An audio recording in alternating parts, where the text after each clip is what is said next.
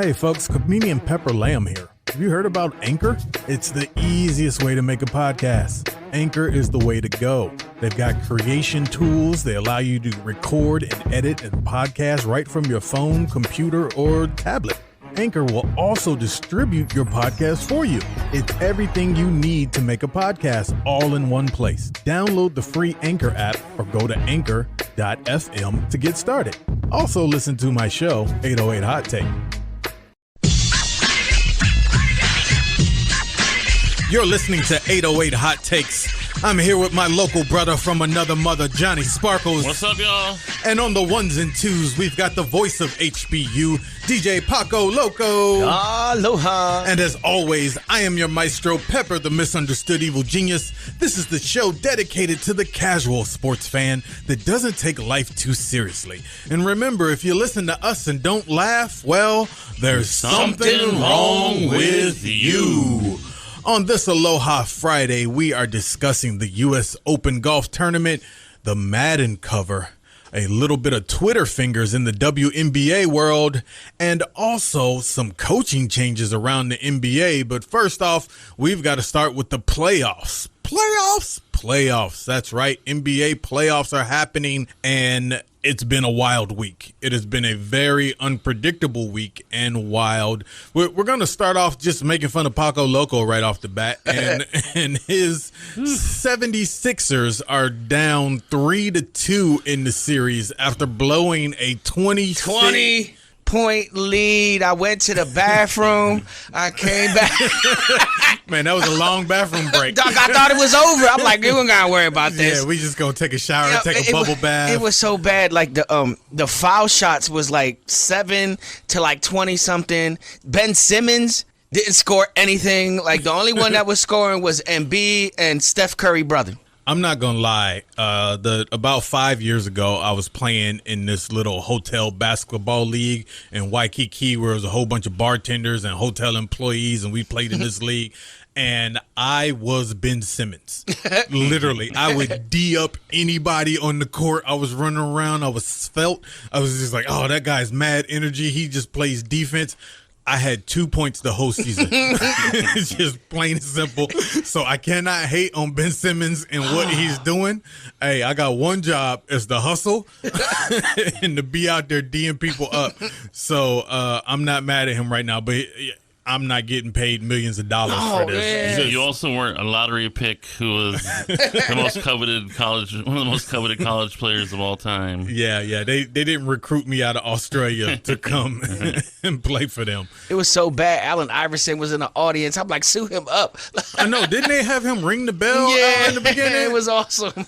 And I think it was his fault. Probably. Because it's like, look, the last time we've been this close to winning the championship, you were here, and the fact that you rung the bell, it's a wrap. Sparkles, talk to us. That was one of those games I ignored. After a while, I was like, oh, they got it. I just totally. I remembered later, like I forgot to check the score, and I looked at the score. I really like, what? Like, yeah. I had to do like a double take. Like, I can't believe. Sorry, Paco. That was rough. Yep, that game was the shocker of the night, and then the other game was the Jazz. They just fell asleep at home. Yeah, pretty much. There's no Kawhi Leonard. Kawhi hurt his knee. Nobody knows exactly how long he's going to be out. They just said ACL injury. Yeah, very vague, and they also let a guy that's been ridiculed for his playoff play dominate them. Yes, Paul George just went off. Yeah, he had a Kevin Durant type game. If anybody missed the Nets and Bucks series, Kevin Durant went off the other night, but then last night they lost. The Bucks came back and took control not control. They tied that series up, so they're going to a game 7, which is scary because first of all, James Harden shouldn't be on the court. Yeah. He had a better game last night. He had like 14 points, something like that. But the first game that he was back, he was just out there. He was just out there walking around, made a couple of passes, but he was just out there, just, I guess, giving the other random guys confidence. And Kevin Durant was just going bananas on everybody. And then last night he was held to 32 points. Yeah, we'll call that held to 32 points. Right. Meanwhile, the Bucks went off and there was a Chris Middleton sighting and he had 38 points for the Bucks, and Drew Holiday had 21. Everyone's out there balling, but it does not look like the Nets will be at full strength for Game 7 this weekend. So it is going to be interesting on what happens there. I predicted Bucks in 7 originally, and that game is going to be on Saturday. So Saturday night we'll see what happens. In the other series, they should be. Well, let's hope they don't wrap up tonight for Paco's sake. So the Sixers have to go to Atlanta now, and Atlanta is playing. What's the cliche term, Johnny? Playing for their lives. No, there's a better one. Come on. I believe in you. They're playing for all the marbles. No. Darn. There's a better one. There's a better one. Cliches. Come on, you're Mr. Pun. Winner go home game. This is a winner go home. No, it's only game 6. So it's not 76ers got a winner go home. Yes. But at the end of the day, the 76ers have to win or they go home, Paco. Here it is. Atlanta is playing with the house's money. Oh, yeah. Oh, yeah. You lived in Vegas for how long? Yeah. Come on, man. Yeah, so they're going to be down there. ATL, shorty. Everybody's going to be out. Gucci Man going to be there with his gun. Everybody. Andre 3000. Everybody's going to be at this game rooting for the Hawks. Everybody that's ever been to Atlanta. Usher is going to sing the national anthem. I don't know if he is. I'm just saying stuff. David Justice is going to be there throwing out the first pitch. Wow. Lil Jon going to be the mascot. Yep, they're going to be doing the Dirty Bird. There's all types of stuff going to be happening there. And 76ers, look, y'all better get meniscus and tibius and all of them. Y'all better get Steph Curry brother. Let's go. Y'all better get it right, or it's gonna be embarrassing. So embarrassing. Less Curry is what I like to call it. Less Curry. And then out west is Game 6. The Jazz. I don't think Kawhi. I think Kawhi's done for the playoffs. Personally, if he had listened to me and got a decent haircut, his knee never would have got hurt, and he'd still be in there. And this could be a closeout game for them. But I think the Jazz are going to come back, and they're going to end up winning that series in 7. But in weirder news, out of everything, because of collective bargaining agreements and human resources and all that kind of stuff, everybody's waiting for what's going to happen with Chris Paul and the Suns.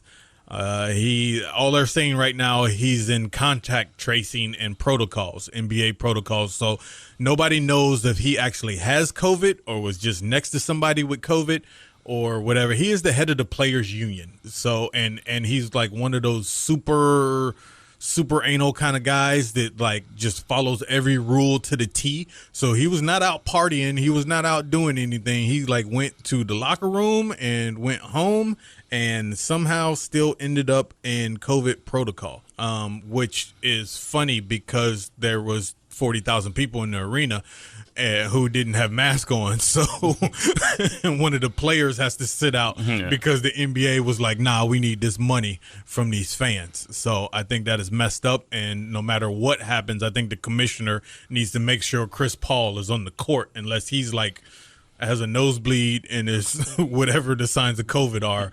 He needs to be on the court. They need to make that happen. Sparkles, what do you think about that whole deal? Supposedly they think he's vaccinated, but I don't know why they don't know for sure. I feel like that's information that's pretty easy to get. Well, yes. Hey, Chris, do you have a vaccination card? Yeah. Are you vaccinated? Yeah. Cool. But so they think it might be okay because he might be. They just need to make sure he didn't get it again. But I mean. Yeah.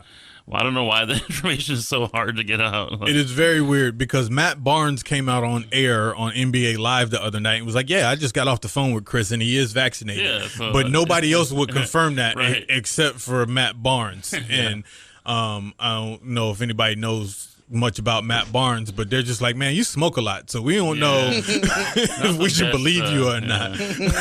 Because you're one of the Smoke brothers. Right. So is this credible information? I don't know. But if the Suns have Chris Paul, they're going to the finals. It doesn't matter if the Clippers or the Jazz show up. I'm rolling with the Suns, period. And as long as it's not Brooklyn, then I'm rolling with the Suns to win the whole thing. But if Kyrie Irving comes back and Brooklyn is fully loaded, that I was that's gonna be ugly. It's gonna be a great series though. Yeah. We'll figure it out. Nah, forget that. I'm still rolling with the Suns. Suns, period. Suns over everything. It's 148 degrees in Phoenix right now, so whoever goes there is losing. Period. Also, speaking of COVID, the great transition. It is False Crack Friday. To this day.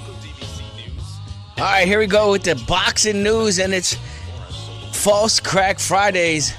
The Unified Lightweight Championship has been canceled or delayed. Wah, wah, wah. Due to what? The COVID. Got the Rona. Yeah, he got the Rona. He tested positive. He just don't got the asymptomatic. He got the symptomatic where he's actually coughing and sneezing, and he shut down not only his fight, the whole fight, the whole arena got to go home. Everybody got to go home, and it's Florida, and I think what tier are they on? They are like tier 6, tier 7. Like I don't think Florida ever made it past tier 1. Like we're gonna shut down for like a week and a half, and it was like, all right, well, we got to get this money, so we just gonna stay open the rest of the time. Yeah. So it's crazy because Lopez is a unified lightweight championship and is the number 5th on the ESPN pound for pound fighter. Didn't he have 3 belts? Yeah, he got the unified belt, so he got a bunch of them. And they were supposed to fight in Florida, and now it got rescheduled for August 14th. Yes, so there was a whole bunch of fights. One of my favorite social media follows, the Tarzan man. he's like an animal lover, but I guess he's like a amateur fighter as well. And so he was fighting for this charity and to raise money for his animal sanctuary, and he got his stuff pushed back.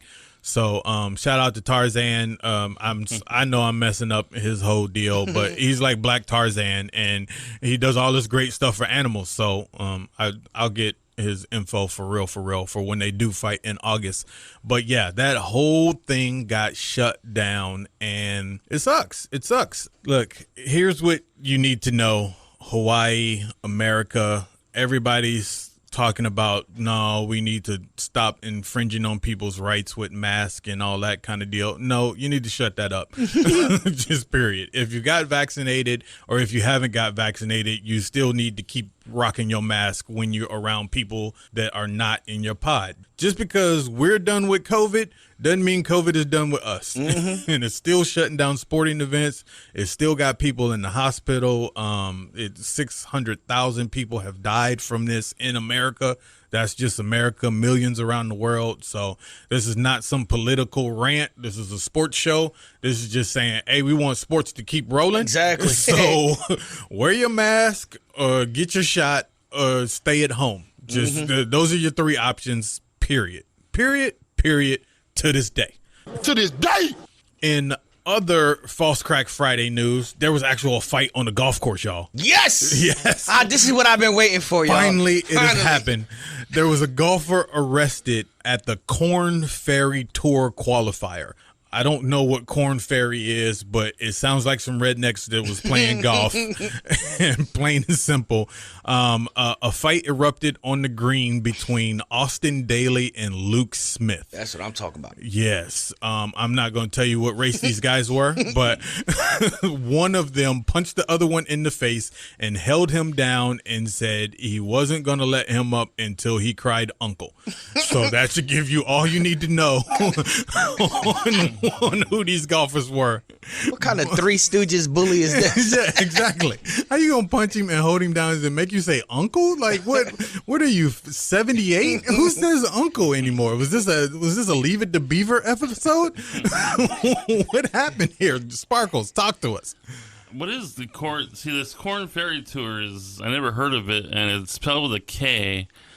Like the band. So I know there's the 311 cruise. The Corn Ferry is like the lower version of that, where you just get to watch corn on a ferry to like New York for a couple of days. Yeah, wow. we have to check out the sponsorship on that. What is a Corn Ferry? I don't know. I'm the Corn Ferry. I'm amazed this haven't happened sooner, because in golf they like to shush people. You know, like shh. As an adult, I don't like being shushed, so I'm amazed this hasn't happened sooner. But I think this is a good time. a good sign for golf. Well, the money is better on the PGA Tour, and if you fight, you would lose more money. I think on the Korn Ferry Tour, they pay you like a cheese sandwich or something. So it's not the risks. The stakes aren't as high on the Korn Ferry Tour, I'm guessing. All I know is, as I look up this Korn Ferry Tour, everything they have has a lot of extra K's in it. And that makes me red flag. That makes me red flag completely.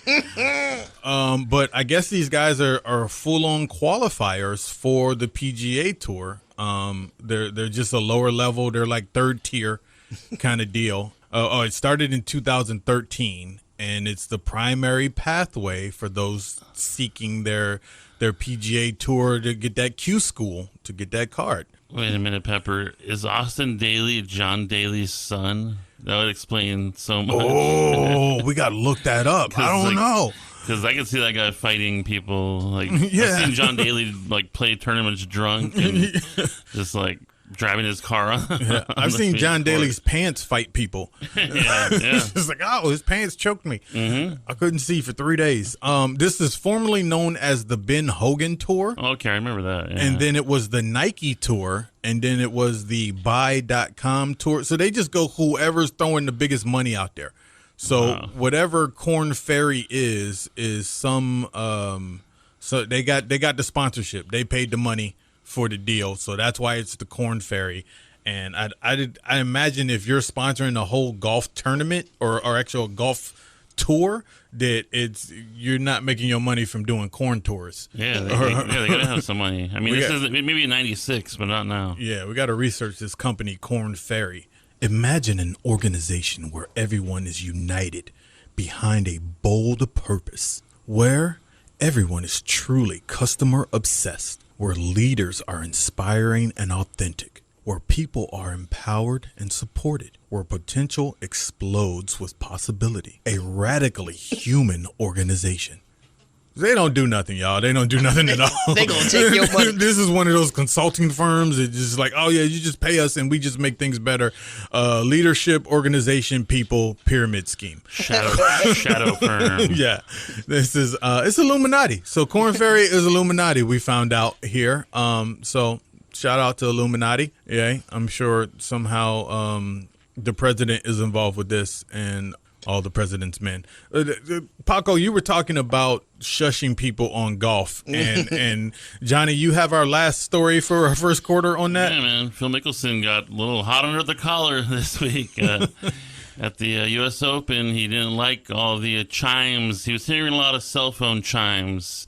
He was blaming video notifications. People were taking videos or watching YouTube or turning on Pornhub in the middle of the tournament, and he kept hearing chimes, and he had enough. And he said that he said that he could have handled it better, but in the moment it kind of got to him, and now he's in 96th place, I think. So yeah, so he shot 4 over in the first round of the PGA Open, which is happening this weekend. This used to be a great Father's Day tournament event when Tiger would be out there, but now Tiger's, Professor Xavier in his wheelchair. But he's going to come back stronger. He's going to get with Magneto, and he's going to get that worked out. But right now, R. Henley is leading. I guess that's Ryan Henley. I don't know.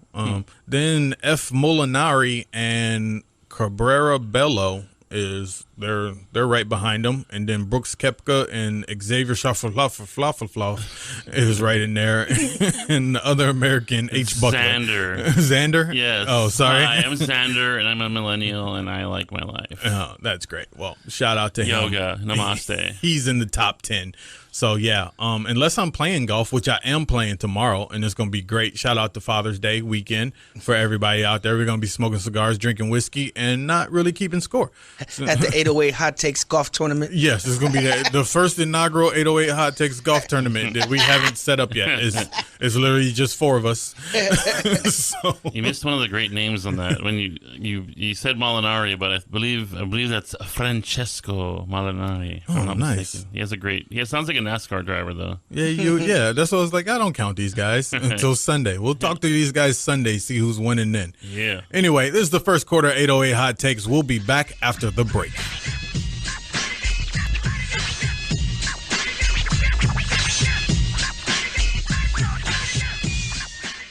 Comedian Pepper Lamb from 808 Hot Takes. Did you forget to take care of Pops on Father's Day? Well, me and my friends have got you covered. Go to 808hottakes.com and get your tickets for the funny Father's Day comedy show. On June 19th, enjoy a night of hilarious comedy from the funniest fathers on the island. I'll be hosting with the great James Mane, Lance Liverman, and Daryl Bonilla. Get your tickets at 808hottakes.com. And remember, if you don't laugh with us, then there's something wrong with you. KGU AM 236CR Honolulu, Hawaii is AM 760 95.1 FM The Shark, powered by the all-new Hawaii Sports Radio Network.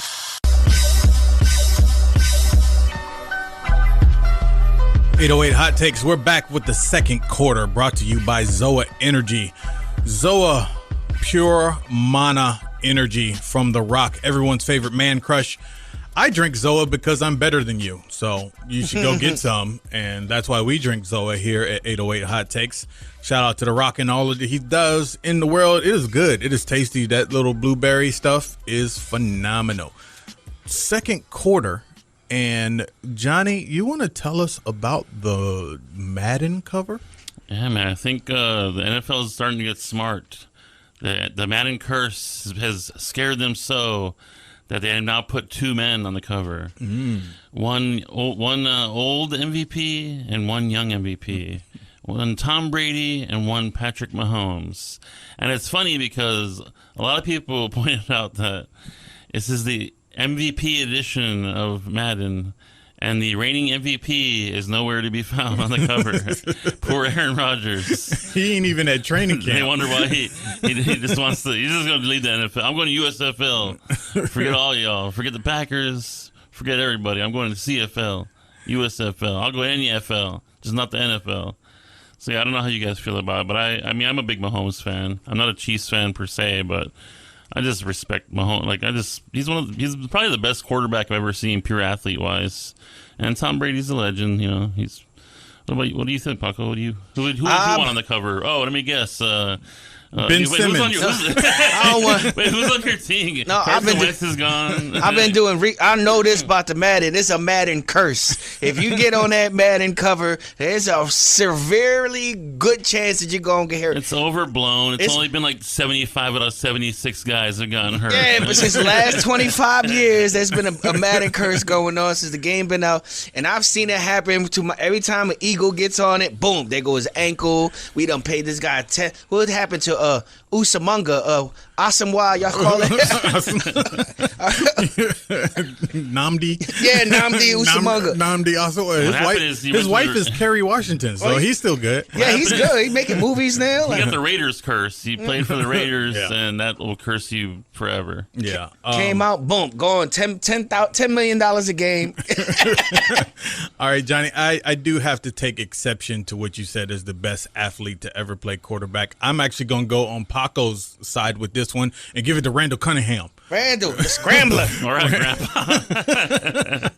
I love Randall Cunningham. Yeah, I did too. He was the first. He was the first guy to really do it and never got the credit he deserved. But yeah, no, probably really like the best athlete to probably ever do it was probably Michael Vick. Who that? I give him maybe even RG3. I mean, RG3 had world class speed. He was like that was fast. Yeah, he was headed for the Olympic trials before Shanahan got a hold of him and had him keep running QB dives 8 plays in a row. But yeah, I used to be a huge Madden fan, and then I had kids. And so I have not touched the game in a while. I have kept up, and then it got to the point where it's one of those things where in the late 90s, early 2000s, you actually had to have played football to be actually any good at Madden. And then as the 2010s, 15s, and 20s came, you had to know football and be a wizard with your thumbs, and because there's so much intricacies into the game and that whole deal, and then the cheat codes came out and all that kind of jazz. So you don't have to be a football savant anymore to play, but it's awesome. Shout out to Brady and Mahomes, the old and the new. Even though I hate Tom Brady, I'm like, whatever. Paco? They lost me after Tecmo Bowl with the up, up, down, down, left, right, right. See, that was Contra. You got it all wrong. With Bo Jackson, remember that? Yes. Bo Jackson used to beat everybody. The problem isn't the play for me. It's who you're playing against, and you'll always play that one guy that runs like 73 audibles and like Yep. and like knows like every defense through and through, and he's never like he played a football game in his life, but he's learned, that computer nerd. Exactly. That's the thing. It's like it's not football knowledge that wins the thing anymore. Yeah. It's computer nerd knowledge that wins it. So it's like, all right, I'm out. In other NFL news, we got to take a visit to the lab. Mr. Madison, what you just said is one of the most insanely idiotic things I have ever heard. At no point in your rambling, incoherent response were you even close to anything that could be considered a rational thought. Everyone in this room is now dumber for having listened to it. I award you no points, and may God have mercy on your soul. Today's visit to the lab goes to Montez Sweat of the Washington football team. This gentleman says he's not a fan of COVID. Duh. No one is. I don't know who it would be. He was asked, as most NFL players now are, as they come into the team facilities and are starting to go to OTAs and training camp starts next month. Hey, have you been vaccinated? He says, I have not been vaccinated. I am awaiting more information about the vaccinations. Fine, no problem. So what does the Washington football team do? They go and get 4 experts to come and talk to their team and explain the vaccinations and all that to their squad. And then his response is, I haven't caught COVID yet, so I don't see me trying to treat COVID. It's not a dog bite, sir. You don't treat it after the fact. That's not how vaccines work. You want to treat it beforehand before you get it. Mr. Sweat, look, I'm going to tell y'all, like I said, we're not going to get all political. I'm just going to say the 3 things here. Get the vaccine, or wear a mask, or stay home. Those are your 3 options. We want sports. Mm-hmm. Guess what? You're a professional athlete. So we need you to go, and you need this to make your money. I have never heard of you before this, so I imagine that you need to be trying to make the team. So you have 3 options. Get the vaccine, wear a mask, or stay home. That's just plain and simple. I got nothing left for you. I just go to the lab and get the vaccine and get drug tested. Just period. Go to the lab. In other football news, I know you guys have been waiting. I know y'all been waiting. I know y'all excited.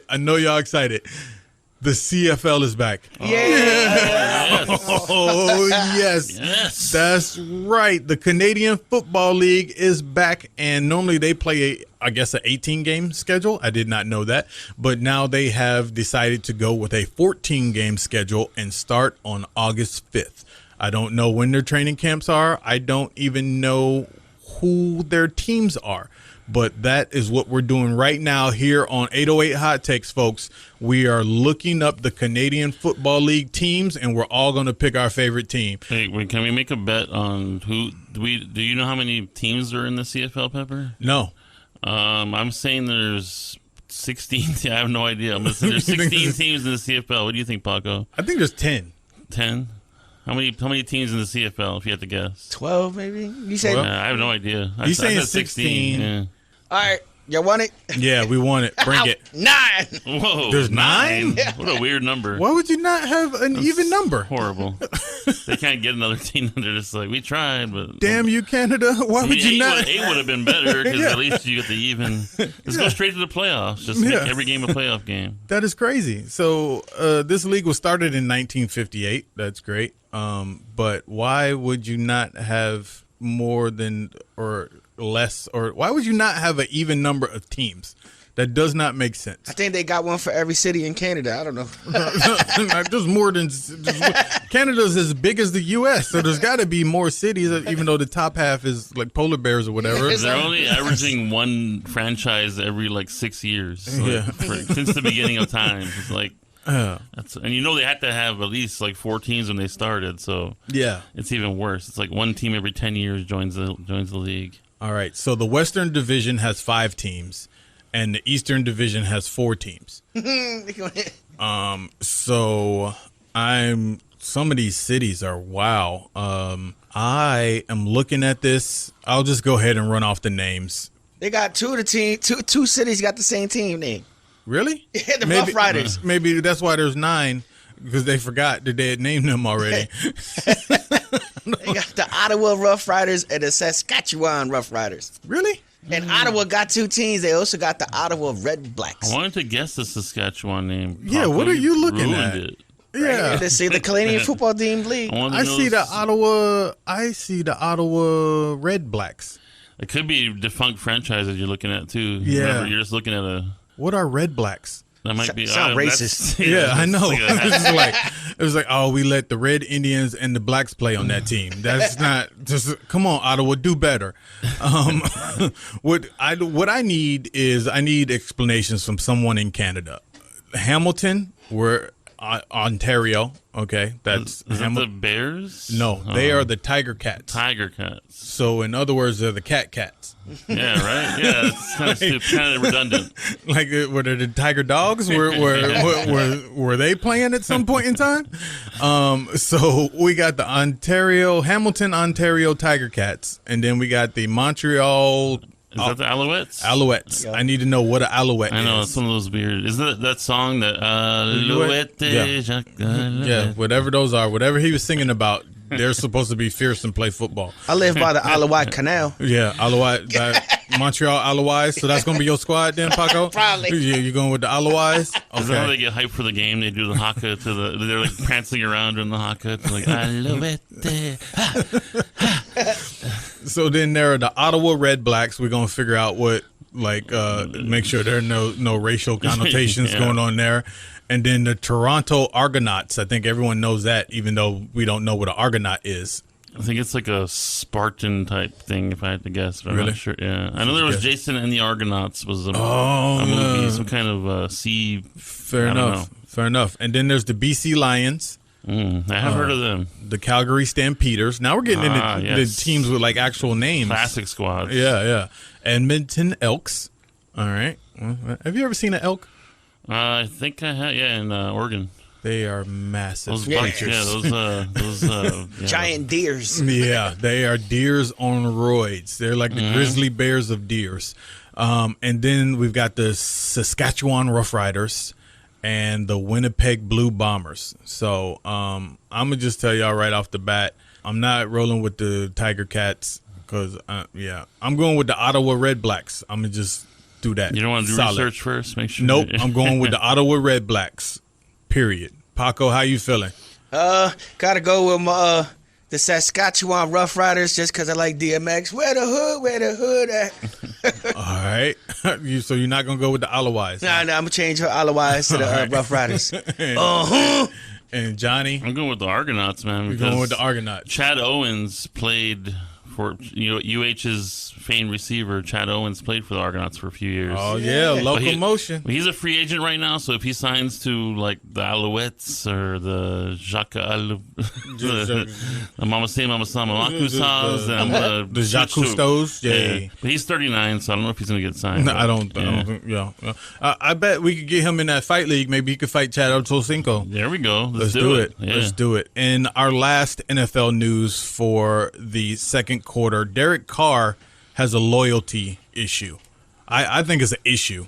Look, Derek Carr says he will probably retire if the Raiders let him go. He need to go ahead and start planning out his financial future with H&R blocking him. Yeah, he need to make sure his 401k is in properly. Yep. Because the NFL don't care. That's a not for long league. If you ever met an NFL player, they'll tell you, I work for the NFL, but I play for such and such team. Like it work as a union. Like there's no loyal. There's only loyalty in the fans. That's it. Where all the players go switch to switch. They'll go play for the Cowboys one day, be with the Eagles the next day, and go with the Giants the other day. Like so, there's no loyalty. They just playing football. It's a business to them. So what Derek Carr talking about? I don't know what he talking about because he's gonna get his feelings hurt. Yes, and probably somewhere in this season. As soon as he start messing up, he'll find out about loyalty. Yeah. In fact, if Gruden can find a way to lure Aaron Rodgers down to play for the Raiders, I'm pretty sure Carr will be gone immediately. He gonna be mad when he's playing quarterback for the Denver Broncos. Yep. He gonna be like, hey, it's our enemy. So Mr. Rogers, can you give me some of that State Farm insurance that you be hawking on the commercials? Because I no longer am under contract. Wah, wah. But shout out to the Raiders. I'm trying to make things happen to get to that Bengals Raiders game in November, right around Thanksgiving time. But we'll figure it out. 808 Hot Takes for Johnny Sparkles and Paco Loco. We'll be back for halftime.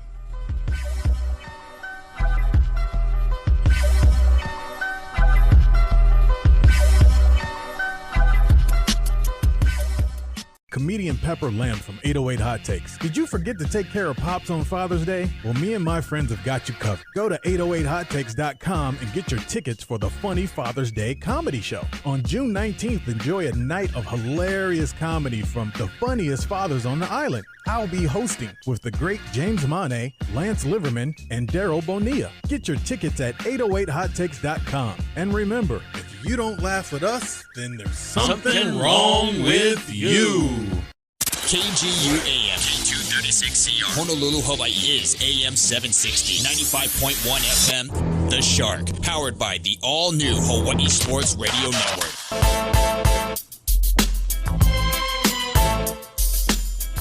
Money, power, respect is all you need in life.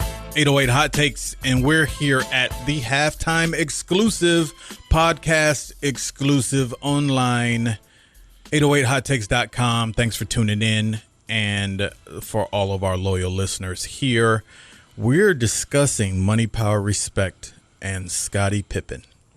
That's right. Scottie Pippen has a new book coming out in a couple of months. You know, they do the little pre-release teaser, try and drum up some sales deals, and it's called Unguarded, Scottie Pippen.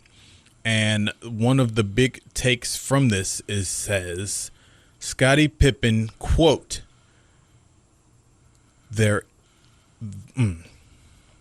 quote, there's no Michael Jordan as we know him.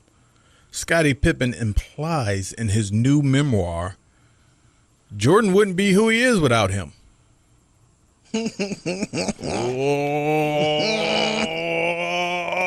Oh, money, power, respect, what you need in life. How does those statements make you feel, Sparkles?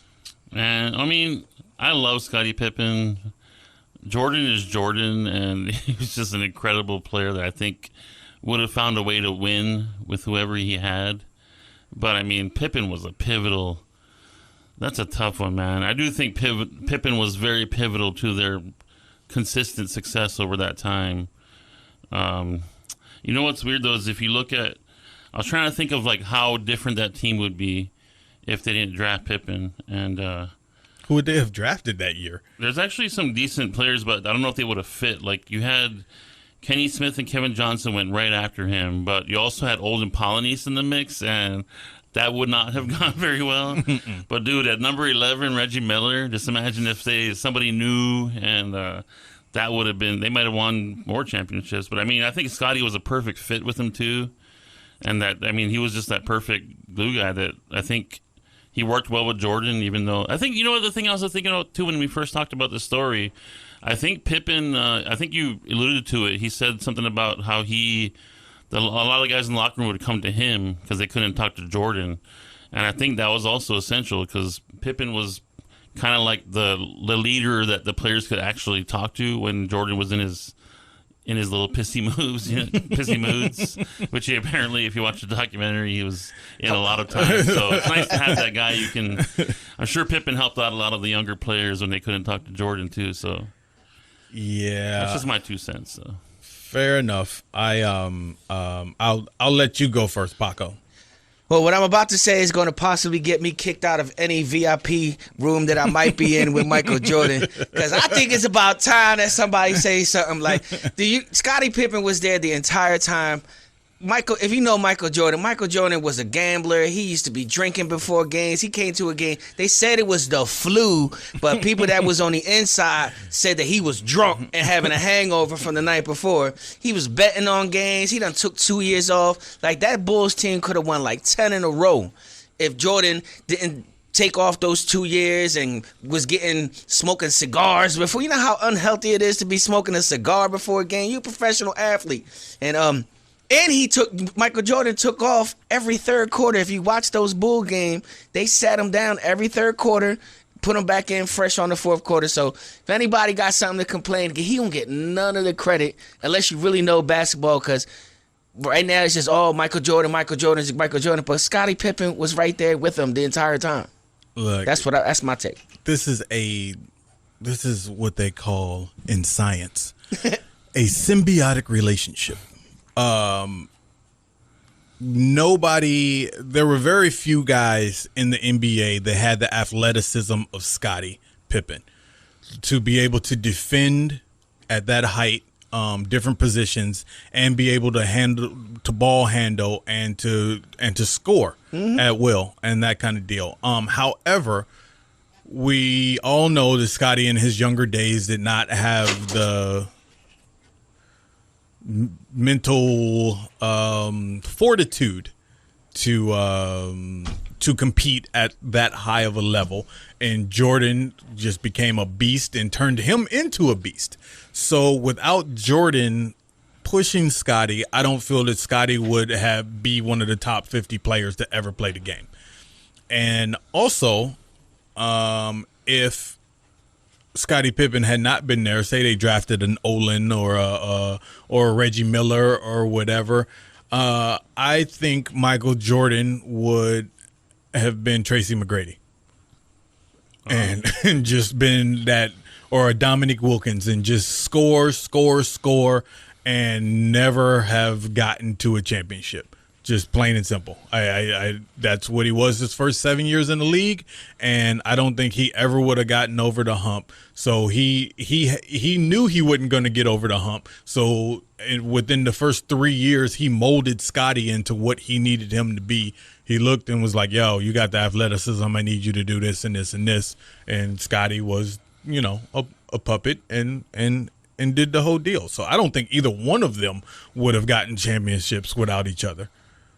I like your point. I will say, to play devil's advocate, though, that what Jordan did to Pippen shows to you that he was getting to that point where he maybe could have groomed somebody else to do the same thing. I mean, we don't. It depends on who the player was, but I think Pippen ends up being the perfect guy for him to do that to. But I mean, yeah.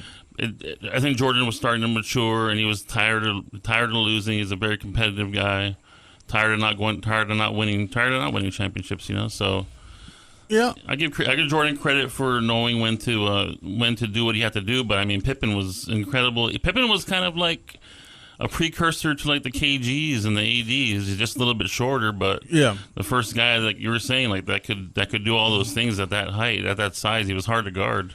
Yeah, I feel that the Bulls got extremely lucky. Those first two championships, they beat the Pistons because the Pistons got old.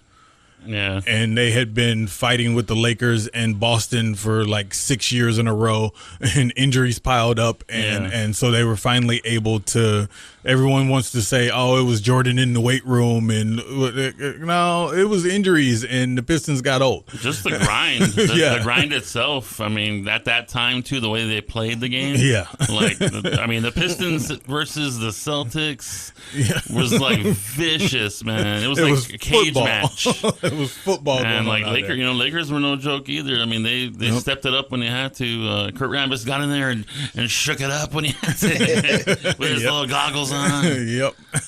And one of the other things that people always try to ignore is that after those first 2 championships, Jordan realized that he needed more than just him and Scotty. And so they went and got Rodman.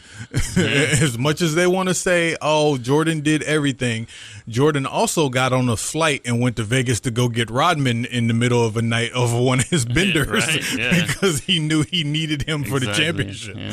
Carmen Electra was in the room when that happened, too. Exactly. She's like, I hid behind the couch. I was scared. Yeah. So as much as everyone wants to just give Jordan all the praise, he needed people. And then some of this, like, I have been on the outside, even though Jordan is one of our fraternity brothers. That's why I know I'm going to get kicked out the VIP room. I've already been not let in the VIP room that Jordan was in. as we were in some club in Scottsdale, and it was just me and one of our other bros. And it was like, yo, what up, though? He's outside the VIP chilling. Gave us one of those. And that was it. We wasn't even thinking about trying to get into VIP because we knew what that answer was going to be. Shaq would have let you in, though. Shaq yes. I have partied with Shaq. Yeah, Shaq awesome. And been in the VIP private get down. Did you geek out though when Jordan gave you the no. No. I probably would have. No, I didn't geek out. No. I've always I was way younger then, so I had my own super huge ego then and whatnot. So yes, no. Where my room at? Yeah, I get my own room. Yeah. So Jordan can't come in my room. Yeah, exactly. We out here having a better time, not spending money on bottles. And so there, Yeah. But yeah, so yeah, my deal is I don't think they would have won. In either one of them would have won either championship without that whole deal. I mean, plus we got to factor in Phil and the whole triangle offense before the zone came in and destroyed the triangle and all that greatness. So how many championships do you think Jordan still would have won without Pippen? I mean, it's hard to say with not knowing who else would have been there, but I mean, maybe 2 or 3. But like, I was just thinking, I want to go back and look at what teams Pippen could have gone to, because I feel like Pippen could have put some other teams over the top too. Guys that had like already, especially if they had like 2 stars. Yeah, somebody like Pippen that can just shut down the defense, shut down on D, like would have been. Could you see Pippen with the Jazz? Dude, I was actually just about to say. Ooh, a third one to the Jazz? It was like just one of the starting, I mean, like not even, he doesn't have to focus on scoring. And he would still score, but him on the Jazz would have been very interesting. Karl Malone, Scottie Pippen, John Stockton. Pippen on the Knicks. Ooh. Oh, yeah, there's a lot of, I mean, even on John Starks. On the Pacers with Miller. I mean, there's a lot, Yep, there's a lot to it. Oh, well, this has been 808 halftime. I'm sorry, I was recite that again. Oh, well, this has been 808 Hot Takes Halftime Special Podcast Edition. Hit us up. Let us know how many championships you think Michael Jordan would have won without Scottie Pippen. We'll look forward to more snippets when that book comes out. 808hottakes.com. Hit us up on all social media.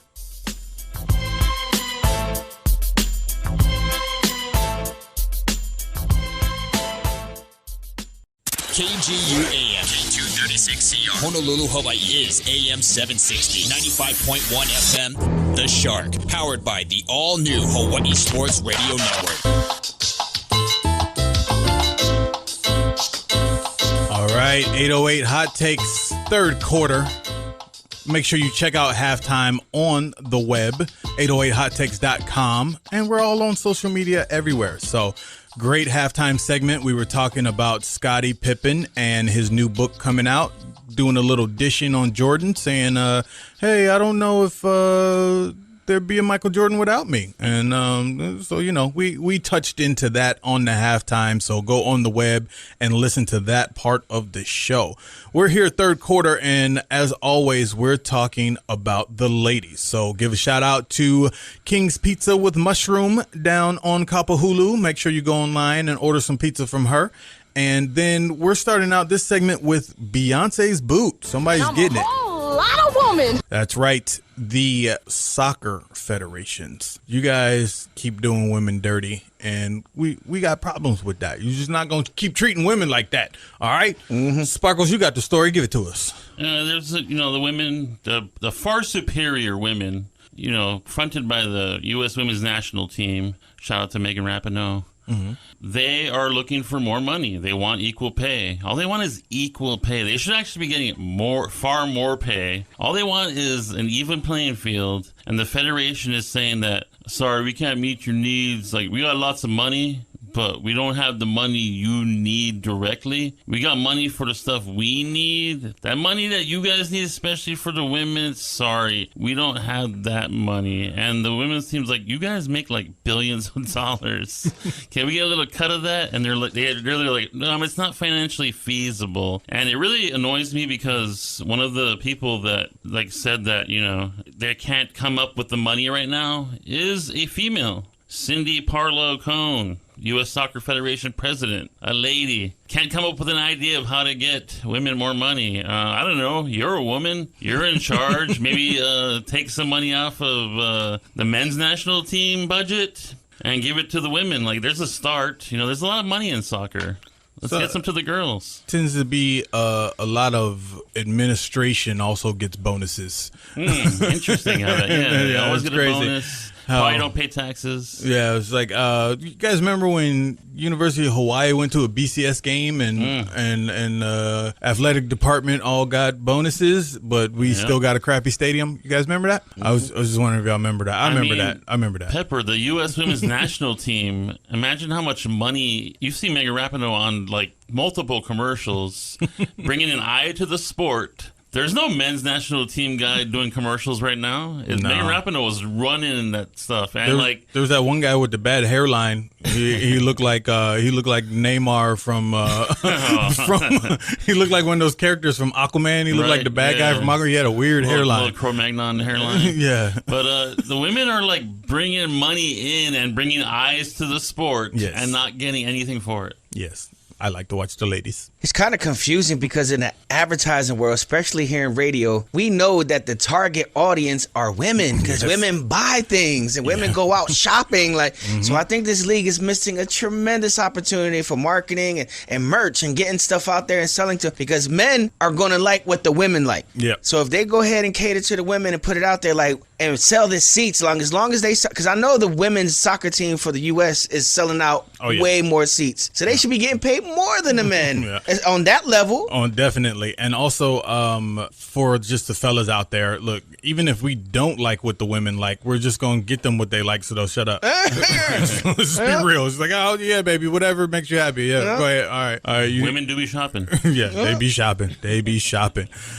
In other women's sports-related news, the WNBA All-Star Game has been set for July 14th. We're going to do a 808 Hot Takes tailgate party for that. Probably not. That's a lie. Dude, that WNBA All-Star Weekend is wild. Yeah, bro. I think they need to do that like the men. Like where if I don't know how well versed with NBA All-Star games you are, our audience for 808 Hot Takes, but if you're on the mainland and you go to a NBA All-Star Weekend, all of a sudden there is an influx of single and not so single women that fluctuate to that city to go and be where the ballers at. Plain and simple. So yeah, if I was single, I would go be a groupie at the WNBA All-Star Game. So I'm telling you fellas, y'all need to go ahead and make that flight and go do that. I can't go this one. I can't go this one. Let's do it, Paco. I'm looking for the celebrity game. I can't wait to see our boy Hannibal ball out. Is he gonna play in the women's too? Put him in there. That would be hilarious. But yes, that's happening July 14th. They just announced this week. But yo, what was crazy in the WNBA this week? Twitter fingers, cat fights. Oh man, not again. Trigger fingers turn to Twitter fingers. Yeah. Oh, it was great. So, Skylar Diggins-Smith, she was a star at Notre Dame when she was just Skylar Diggins. She had a killer crossover, like just ugly crossover. This girl like broke her ankles, snapped her ankles in the middle of the game, crossed her up. Highlight of the week. and but the Phoenix Mercury ended up losing that game. But somebody got on Twitter and decided to go ahead and give Skylar props anyway. It's like, yeah, they caught the L, but they hyping up the wrong stuff. How about hyping up my girl Bentinja and, you know, because they won the game. She hit the last second shot. It was weird because it was the Phoenix Mercury who put out the tweet giving props to Skylar, which is their job. They're going to give props to their player who did a great thing. So then someone, that Jasmine Jones from the other team, was just like, man, you need to hype up our girl because we beat y'all. What team is going to hype up the other team that just beat them? That doesn't even make any sense. So all this is happening on Twitter. So Skylar gets on there and goes, girl, shut DF up. They can post a highlight, but you gonna complain? It's like, so she hit her up on Twitter, and so then she hits back, crabs in the barrel mentality. There were some curse words in there. And then Jasmine goes, girl, puts in quotes, shut the F up. Those is fighting words. What's really good?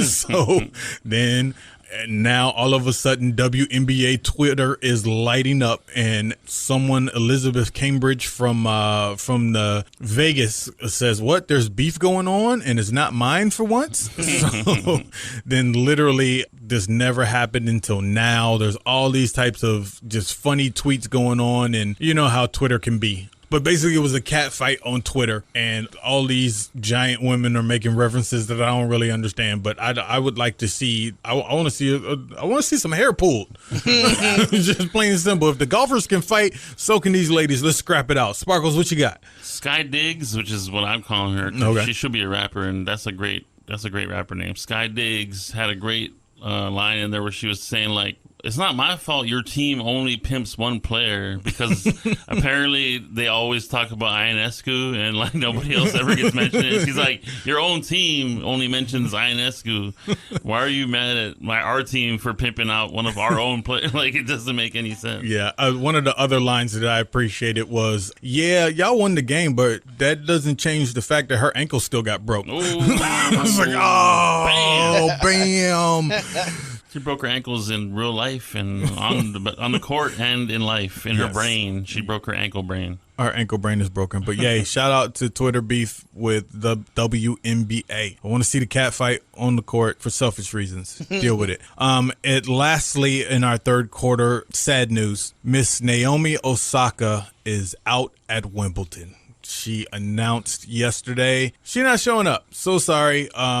She told the world she was having some problems and tennis didn't want to take them seriously. And now this is the second major that their top star, Serena's still the top draw. But we all know Serena's, she's our age. She's getting up there. She's not winning tournaments like she was anymore. And, she's just out there just having fun with her kid now and just playing out, I guess, maybe the rest of her sponsorship contract. I don't know. She's just out there. So the top tennis star in the world, or the second top tennis star in the world, Naomi Osaka, is missing her second major tennis tournament because they would not take her seriously about her mental health issues. And it sucks. That was going to be the only reason why I tuned into Wimbledon. Paco. I could see her coming back like Dennis Rodman with a buzz cut and just crazy colors in her hair and just being a rebel. Wearing, I guess Dennis Rodman wore a wedding dress, so she's going to wear a tuxedo. She's going to go opposite on it. Johnny.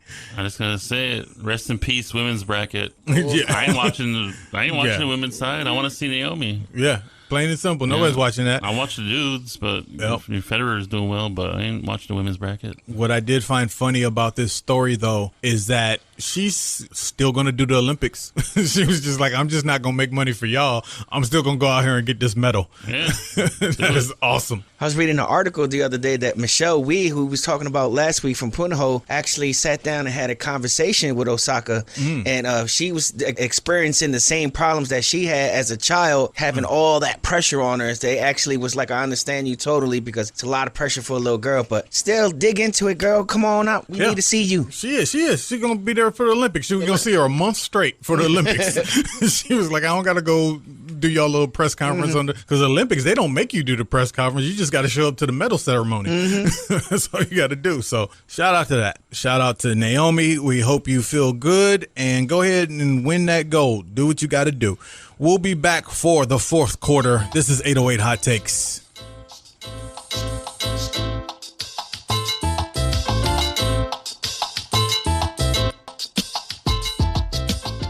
Comedian Pepper Lamb from 808 Hot Takes. Did you forget to take care of Pops on Father's Day? Well, me and my friends have got you covered. Go to 808hottakes.com and get your tickets for the funny Father's Day comedy show. On June 19th, enjoy a night of hilarious comedy from the funniest fathers on the island. I'll be hosting with the great James Monet, Lance Liverman, and Daryl Bonilla. Get your tickets at 808hottakes.com. And remember, if you don't laugh with us, then there's something wrong with you.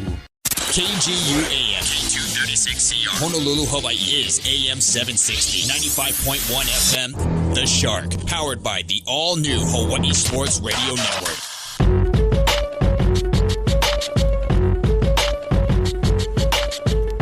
808 Hot Takes. I'm back, Pepper, along with the homies Johnny Sparkles and Paco Loco. Fourth quarter on this False Crack Friday, and we've got some crazy stuff happening in the NBA. Coaches are all over the place. We also have a little bit of local motion in this last piece, but we're going to let Sparkles go ahead and fill us in with the NHL playoffs to kick it off. Brr. You feel the cold of the hockey rink, guys. It's getting down to the nitty gritty. The NHL ice hockey playoffs are down to the Final Four. It's getting cold out there on the ice. We only have 4 teams left, and it's been tight, Pepper. We've had last night the Tampa Bay Lightning went up 2-1 over the New York Islanders. They also won that game 2-1. And tonight we have the favored in our room, the Vegas Golden Knights. They're gonna win. Going up against the Montreal Canadiens. The series is tied 1-1. It's actually been an interesting playoffs because at times Tampa Bay has looked unbeatable, but New York did get one from them. I do think Tampa Bay is going to end up winning, and I think it's going to be Tampa Bay and Vegas in the end. But it's been a good playoffs. There's been a lot of tight games and very good competition out there. Good stuff. I'm just gonna go with Vegas. Like we keep saying, we don't have hockey knowledge, guys. So what? Yeah, everything I said is based on like watching 6 minutes of highlights this season, and like I like the uniforms, like they look cool. Yep, and we got lots of homies in Vegas, and it's the 9th island, so that's who we riding with. I've never been to Tampa Bay. Any of you guys ever been to Tampa Bay? Never been to Florida. Yeah, I did. I've been to Tampa Bay. Yeah, it's actually really nice. Yeah, you been to Tom Brady's house? No, the road tripping in college, we used to go down south. It was awesome. What did you give Brady, Paco? What did you give Brady? I think it's messed up that Tom Brady would let Antonio Brown stay at his house, but not Paco Loco. Come on, I could cook too. Come on. That is ridiculous. Make you some mofongo? Yep, y'all taking the same drugs? I don't understand. I don't understand. TB12. All right, so yeah, we'll have another update on Monday as far as the hockey playoffs, and go Golden Knights. Switching gears to the NBA. Look, is anybody's job safe right now? Like, I don't understand. Not really, man. Like this, like we told y'all about coaches getting fired last week, and normally that happens right at the end of the season. Cool. All right. So there was like 3 or 4 coaches that got let go last week. They were at crappy teams. They were garbage, and then normally the playoffs roll, and then they figure out those spots. But this week there was just more bombshells dropping. So Jeff Van Gundy, the fat one. Yeah, Stan. That's Stan. Yep. Oh, Jeff is the little one. Jeff is the creepy looking he's announcer guy. He's the announcer one, but he used the coach too. Okay, so yeah, he was the one holding on to Alonzo Mourning's leg when the fight broke out. Yeah. Gotcha. Take a bite out of Alonzo's leg. I'm gonna screw up their names again anyway. So the fat one is out as the Pelicans coach. He is the Joey Fatone of Van Gundy's. Yes, the fat one. So he is after one season, he's out as Pelicans coach, and Zion is not happy. And basically the Pelicans have a fairly new ownership group, and when you have a superstar like Zion in there, you want to have a seasoned veteran coach. And they had Alvin Gentry, and they got rid of him. and then they had Van Gundy, and then they got rid of him after one season. So now Zion and his family, they're not happy about his usage. They're not happy about the direction of the team and how they've been, developing Zion. Like, this guy, he's a superstar, and he's one of the faces of the league. He's like, everyone's been like, okay, well, LeBron's winding down. Who's taking over? Zion is one of those faces, and they just not doing them right. Sparkles, talk to me. Listen, the Pelicans have a lot of players I like on that team, but you have one job: keep Zion happy. Exactly. Very simple.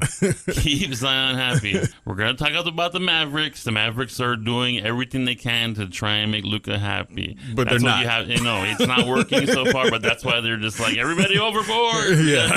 Last-ditch effort, because if Zion ain't happy, he leaving ASAP, and you got to rebuild all over again, and you're going to pick another horrible coach. Yeah. And you're going to be in the depths of the dungeons of the league. Exactly. Forever. They were only like a couple of games out of the playoffs this year, and then to get rid of their coach and not build upon that I think is a major mistake as well. But you touched on it, Johnny. The Mavs are screwing up. Look, I'm suggesting Mark Cuban needs to spend less time at Shark Tank and get back on the job. Here's an idea. How about inventing a winning scheme? Yes. How about you invent that? So after 25 seasons as an executive, Donnie Nelson has been fired by the Mavs. Hold up. Let's back up a little bit. So the Mavs lost last week to the Clippers. And there were some rumblings behind the scenes that the GM was not really the GM in making the decisions, and that somebody was in Mark Cuban's ear, and Luka and the rest of the team didn't really like who was in Mark Cuban's ear. And, being your right-hand man who may not be a basketball guy, who actually in this organization isn't a basketball guy. He's like some numbers executive that just hangs out with Cuban, and, they do investments and whatever together. So he was making some team decisions, and Luka didn't like it. The coach didn't like it. And some of the other executives didn't like it. So what does Mark Cuban do?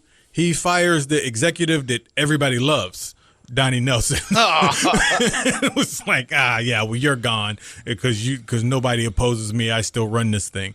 So then after he fires him, the very next day, the coach quits. And it's just like, you fired the exec. Yeah. We didn't like this other dude. And then you fired the dude that we do like.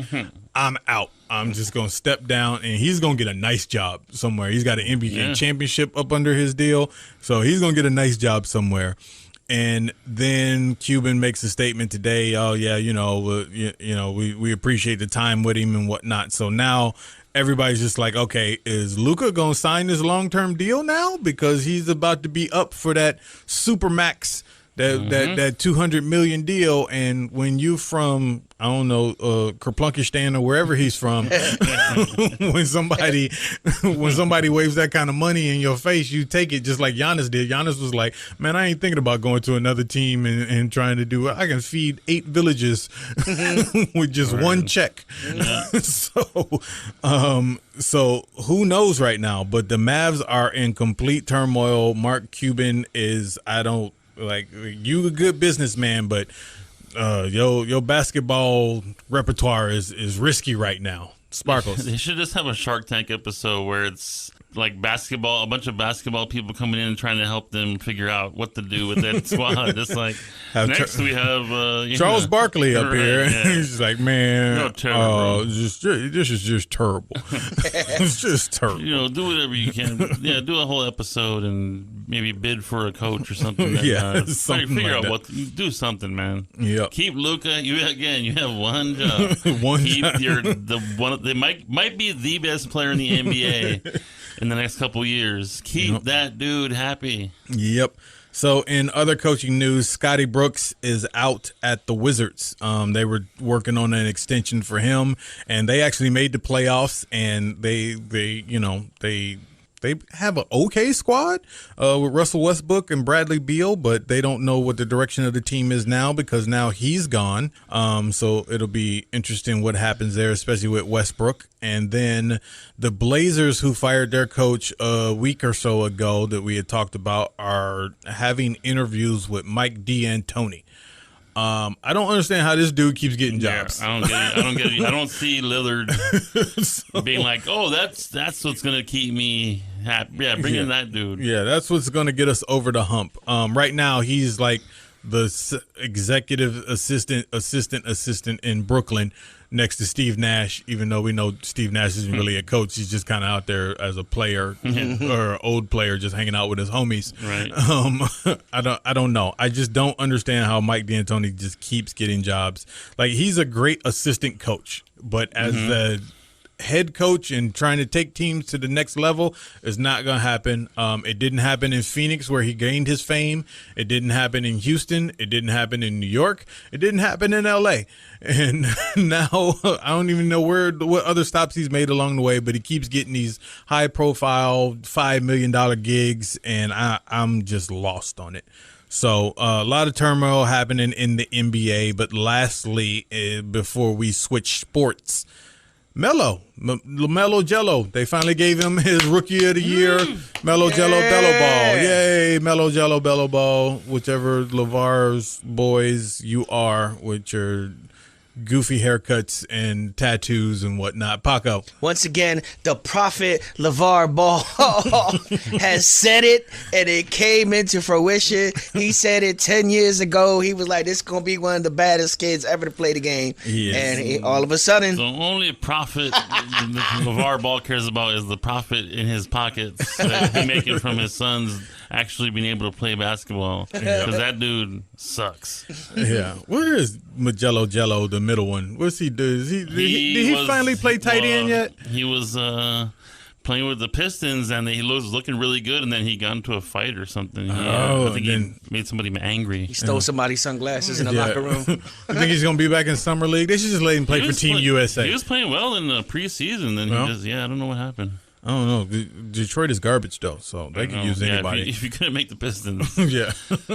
Yeah. LaMelo Jello and all your Ball family, shout out to them. Paco, you got some locomotion going for you. Right? Oh, yeah. They done put the USA volleyball team together. And the USA volleyball team has got 25% local dudes. I am so proud of these gentlemen because a lot of them from right here, they actually went to high school here. So I got to MC some of their games. So now seeing them go to UH and now to the USA team. And is there any professional level volleyball? I don't know. I think they have some European teams probably. But, yeah. Well, this is the top level they're going to go for the U.S., but congratulations. Two of them, they got Kavika Shoji and Eric Shoji is sons of the great Hall of Fame coach from UH, Dave Shoji. That's their son. Oh, yeah, I remember that guy. I'm saying it, the GOAT. I'm calling him the GOAT. Yeah, definitely, for sure. He got his win-loss record is crazy. But his sons went to Punahou. The other went to Iolani. They also got another kid from UH that played for Kamehameha, and that's Micah Christensen. So those are the three local boys, and they got one more UH middle blocker, Taylor Averill, and they all going to be representing Hawaii on the USA team, and it's really cool, but it's not unexpected because if you see the volleyball level here at these games in Hawaii, it's on a whole different level. Like, they hire me to hype up the games, and I give it all. I got music for them, but they be thousands of people. Them kids they start playing volleyball at 6, 7. They got the club leagues.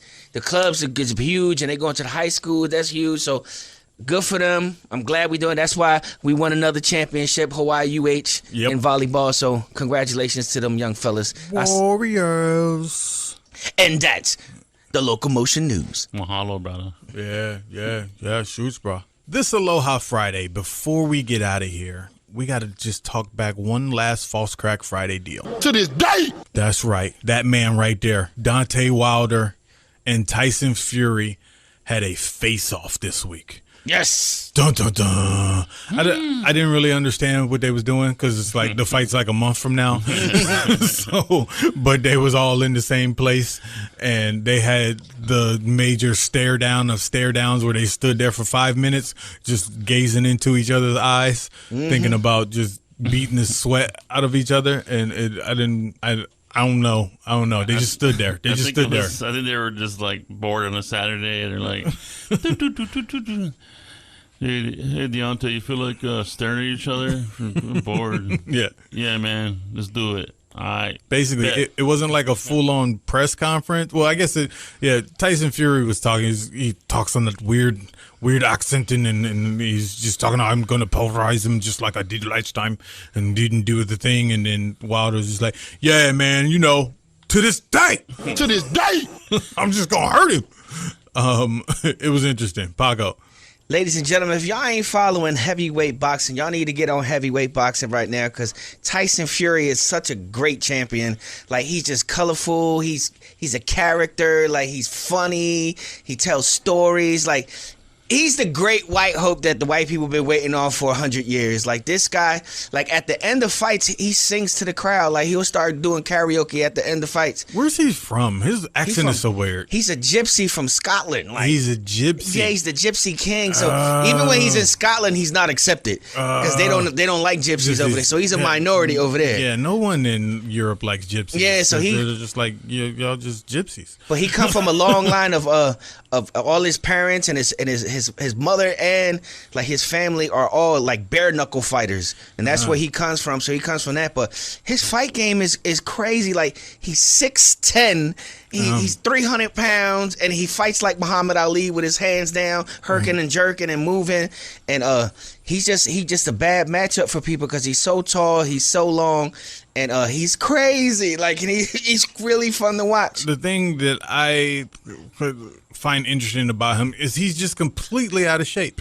Yeah, if you look at his body tone, it doesn't look like an athlete. He looks like, I can't say what he looks like on here. We'll save that for social media.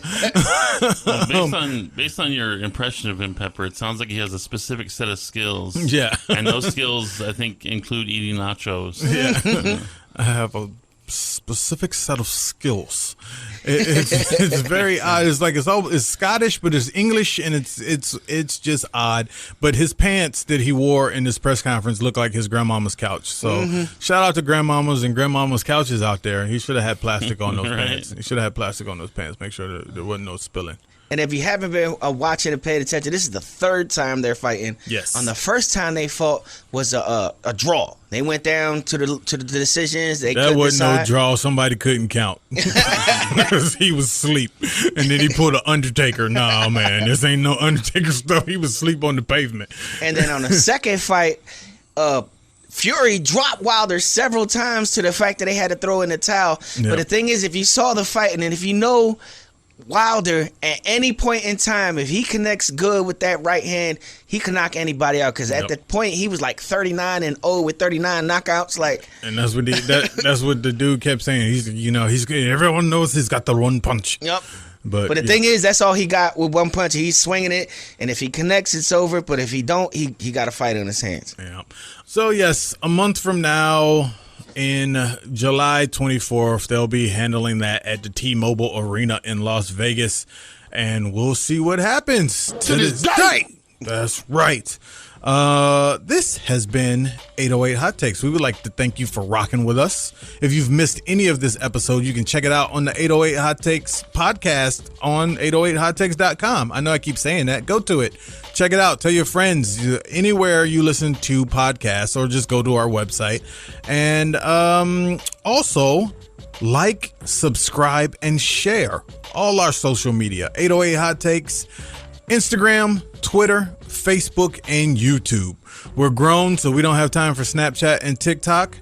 But signing off for Johnny Sparkles. Peace out. And Paco Loco. Aloha. Myself, Pepper, the misunderstood evil genius. We'll catch you next go around. And remember, if you didn't laugh at us today, well, there's something wrong with you.